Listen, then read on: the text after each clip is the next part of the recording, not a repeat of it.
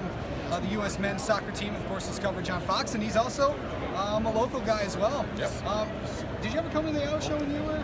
We were just saying, I mean, as you know, this is an iconic type of thing, and when you're growing up, you always talk about the auto show year after year after year. So I've been to it many, many times, and to be able to come back, obviously to my hometown, but also to come back in the capacity of going to the auto show is pretty cool. It's pretty cool, and I know this is the last winter one because growing up, we always knew it was coming in January, and it would be very, very cold and all that kind of stuff. So it's the end of an era, if you will, but it's still an amazing, amazing collection here, and you see so much stuff here. It's pretty awesome.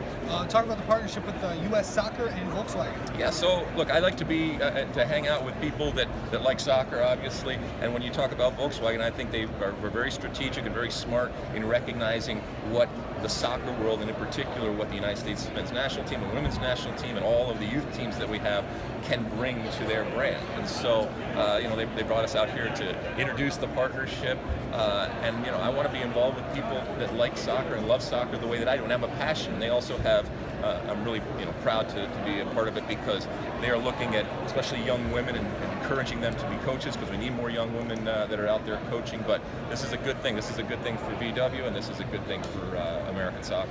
You got to experience the World Cup last year when you were commentating for Fox. What was that experience like out in Russia?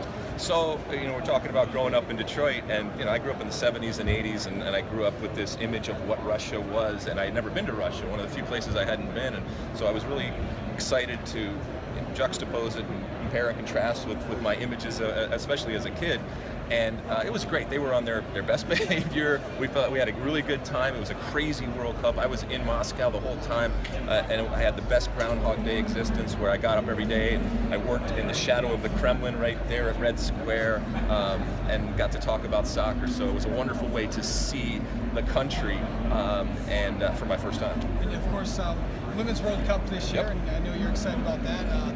Talk about that. What do you think the U.S.'s chances are? Yeah, so we'll be back at it this summer. I'll be back in France broadcasting the Women's World Cup. I had the honor of doing the one in Canada, in Vancouver, 4 years ago. And look, when we talk about the U.S. national team, if you want a national team to support that wins and vies for world titles, it's the women.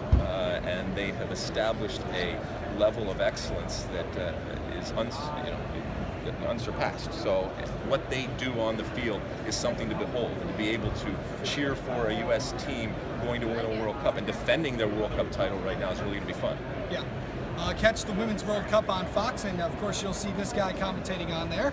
And of course, look at the Volkswagen and U.S. Soccer, very good partnership just announced right here at the North American International Auto Show. Casey Campbell, Great Lakes Post.